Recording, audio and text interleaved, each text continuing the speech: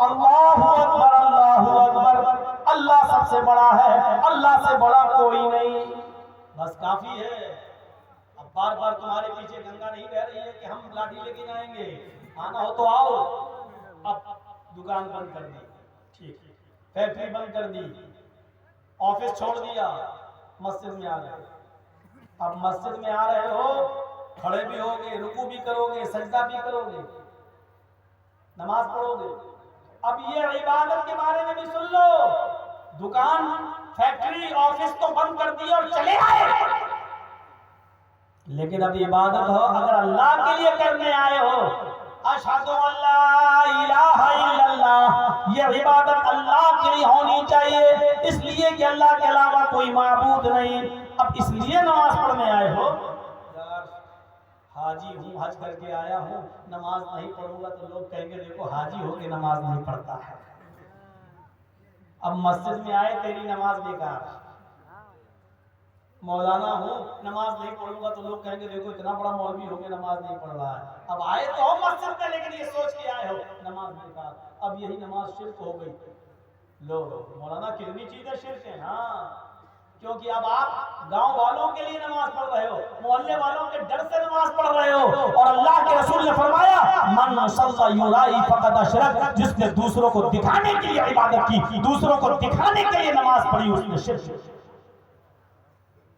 اب یہی نماز شرک ہو، کیونکہ اب اللہ کے لیے رکوع نہیں ہو رہا ہے، اللہ کے لیے سجدہ نہیں ہو رہا ہے، اللہ کے لیے قیام نہیں ہو رہا ہے۔ اب تو اس ڈر سے آئے ہو کہ لوگ کیا کہیں گے۔ ایک ٹائم نماز بھی پڑھی تو لوگوں کے لیے نہیں، اشہد ان لا الہ الا اللہ، اگر اللہ کو معبود مانتے ہو تو عبادت اللہ کے لیے کرنے آؤ، ٹھیک ہے۔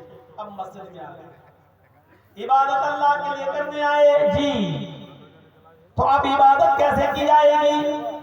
ایک رکعت میں کتنے رکوع کیے جائیں گے، کتنے سجدے کیے جائیں گے، ظہر میں کتنی رکعت پڑھی جائے گی، کتنی بار سبحان ربی العظیم سبحان ربی الاعلیٰ پڑھا جائے گا۔ اب تم آ تو گئے ہو مسجد کے اندر نماز پڑھنے کے لیے، آ تو رہے ہو، تو یاد رکھنا یہاں تمہارا طریقہ نہیں چلے گا، مولوی جرجیز کا نہیں چلے گا، فلاں کا نہیں چلے گا، فلاں کا نہیں چلے گا۔ اب تمہیں نماز پڑھنے آنا ہے، اللہ کی عبادت کرنے آنا ہے، اللہ کو سب سے بڑا مان لیا، تم مسجد کی طرف آنا چاہتے ہو تو یہ سوچ کے آنا اشہد ان محمد رسول اللہ، محمد اللہ کے رسول ہیں۔ یہ نماز تمہیں جناب محمد رسول اللہ کے طریقے پر پڑھنا پڑے گی۔ ظہر کی 4 رکعت فرض ہے، اگر 5 پڑھو گے تو گناہگار ہوگے، 3 پڑھو گے تو گناہگار ہوگے۔ عصر کی 4 رکعت فرض ہے، اگر 5 پڑھو گے تو گناہگار ہوگے، 3 پڑھو گے تو گناہگار ہوگے۔ مغرب کی 3 رکعت فرض ہے، اگر 4 جان بوجھ کر پڑھو گے تو گناہگار ہوگے، اور 2 پڑھ لو گے جان بوجھ کر تب بھی گناہگار ہوگے۔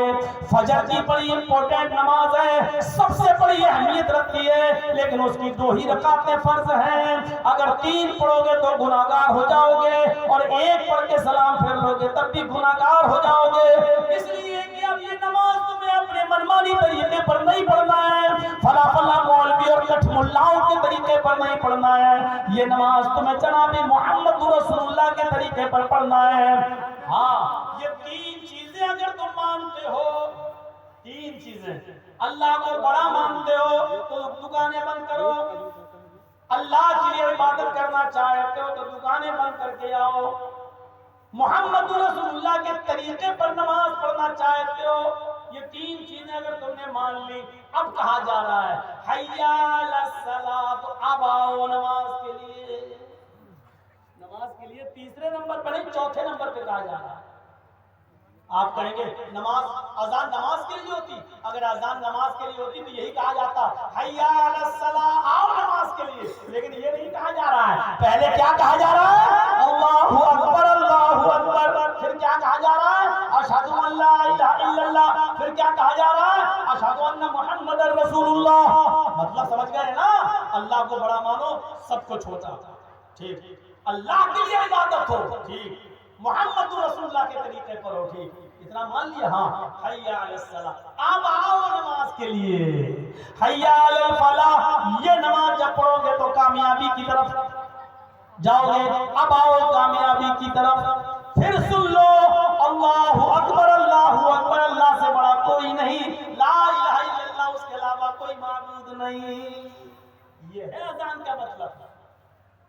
آج سمجھ میں آیا ہوگا اذان کیوں دی جاتی ہے. لوگ سمجھتے ہیں اذان خبر دینے کے لیے دی جاتی ہے. نہیں، اذان میں پہلے بتایا جاتا ہے کہ اللہ کو بڑا ماننے والا کبھی بھی اذان کی آواز سننے کے بعد اپنی دکان پر بیٹھا نہیں رہ سکتا. کبھی بھی اپنی دکان پر بیٹھا نہیں رہ سکتا.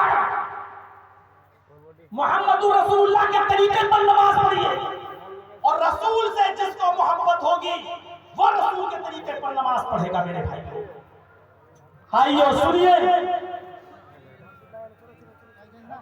کیا بیٹھیے نا، کوئی بات نہیں، آپ لوگ جلسے کو تھوڑا سا بیٹھ گئے. وہ لوگ جا رہے ہیں، اپنا جلسہ کمیٹی کے لوگ اپنے دیکھ لیں گے. آپ لوگ بیٹھیے، نہیں تو ہم ختم کر دیں گے. میرا ویسے بھی ٹائم ہو رہا ہے.